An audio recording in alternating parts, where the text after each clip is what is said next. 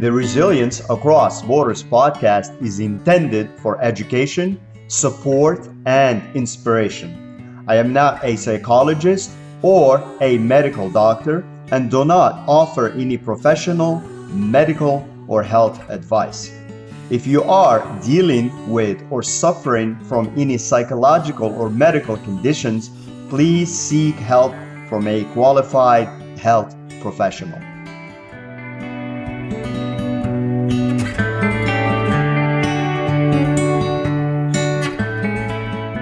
Hello and welcome back to Resilience Across Borders podcast. I'm your host Rashid Zahidi, and in today's episode, we will focus on the power of the subconscious and talk about some strategies for changing habits and harnessing your subconscious. As Orion says, what Martin said, it is psychological law that whatever we desire to accomplish, we must impress upon the subjective or subconscious mind.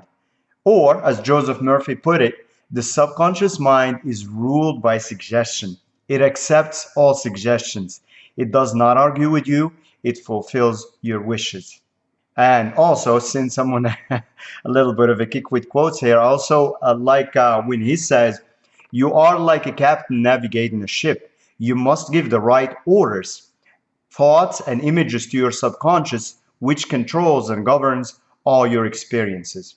So our subconscious mind plays a significant role in shaping our habits, often influencing our actions without us even realizing it. Changing habits requires more than just willpower. It requires more than just thinking about it intellectually. It involves understanding and working with our subconscious. So with that said, here are several strategies and practices that can help you get a hold of your subconscious to change your habits for the better. Number one is affirmations. Affirmations are positive statements that you repeat to yourself to challenge and overcome negative thoughts. You get your state, your body, everything in that flow, and also you get your emotions in the right state, and you repeat these because your body is not going to accept if you're not in the right mindset, if you're not in the right emotional state.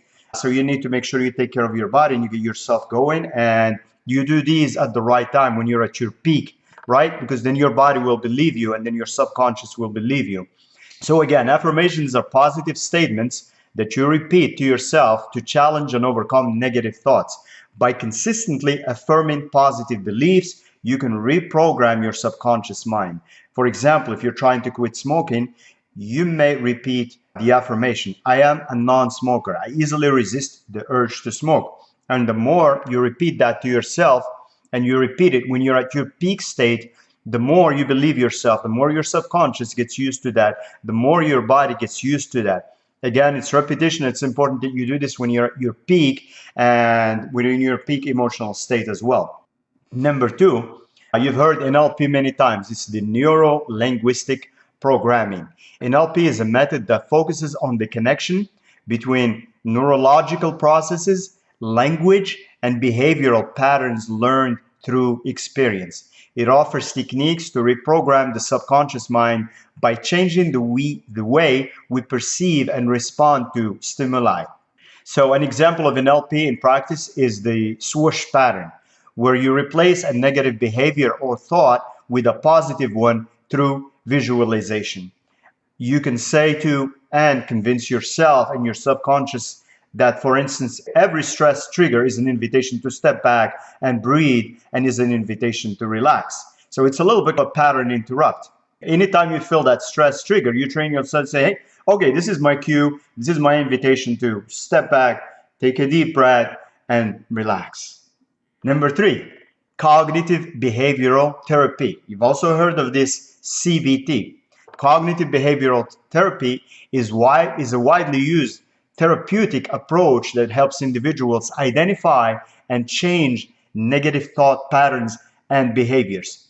It can be effective in changing habits by challenging irrational beliefs and replacing them with healthier ones.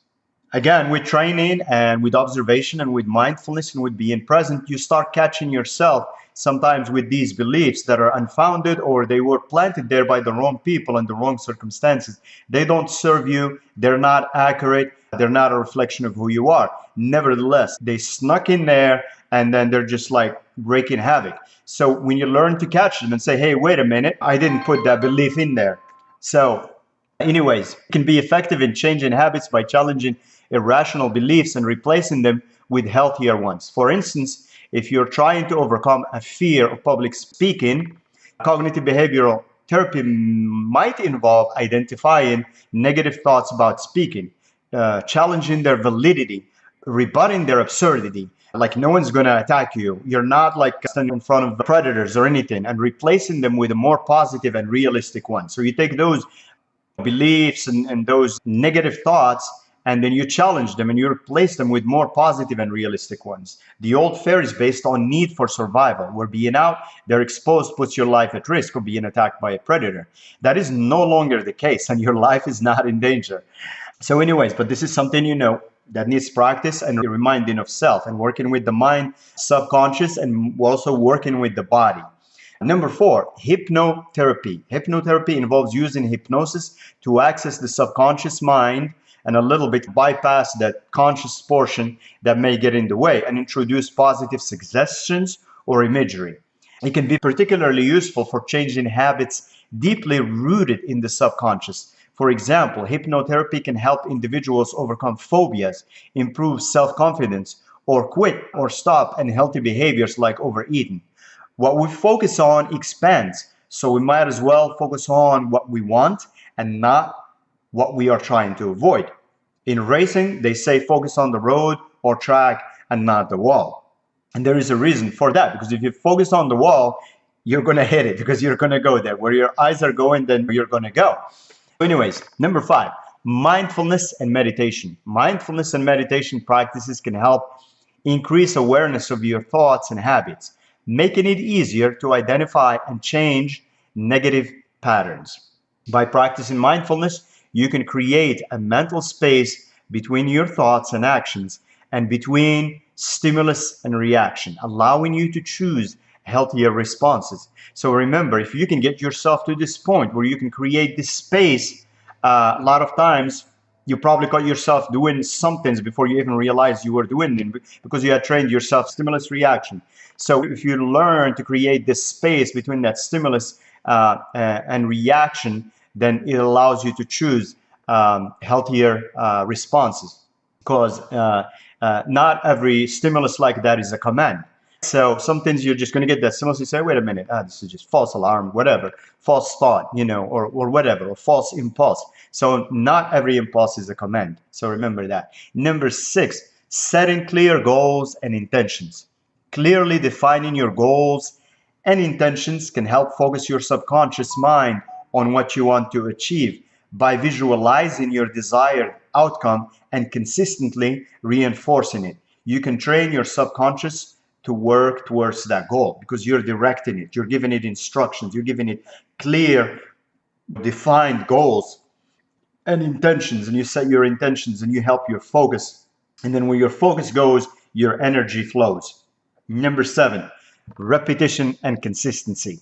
This is a big one because this is where the gold is, right? Because it's not one and done. A lot of people will try one thing and then they will not stick with it enough to see the results. So in order to see the results, a lot of times it may take days, it may take weeks, sometimes it may take even years, but it's totally worth it, especially depending on what you're trying to change and what you are trying to improve. Would you rather invest a few weeks or a few months or even a year or two and have the rest of your life to enjoy?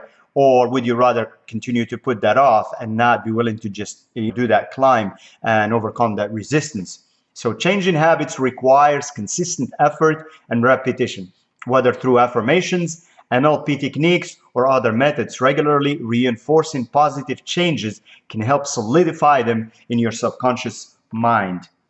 Number 8, seek professional help when needed. Sometimes changing deeply ingrained habits may require the assistance of a professional guide or a Sherpa, such as a therapist or a coach. These professionals can provide personalized guidance and support to help you uncover and address underlying issues contributing to your habits. Sometimes when you're inside the bottle, you can't read the label. Sometimes someone from outside can see things that you can't see. and they can guide you. Again, depending on the seriousness of this and what kind of work you are trying to do, sometimes a coach may work, sometimes you need an actual therapist. Like I said, when you're inside the body, you can't read the labels. So don't be afraid to get that help when you need it. And remember, it is a sign of strength, not a sign of weakness.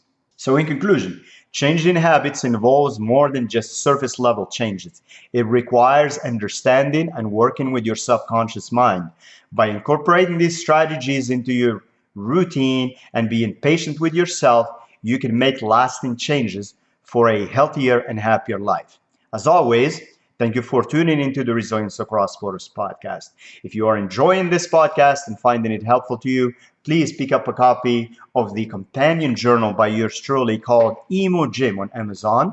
You can follow the blog posts and new episodes as they get added at this URL at resilience.com. ATRESILIENCE.com. Remember to be kind to yourself and be kind to others and stay resilient.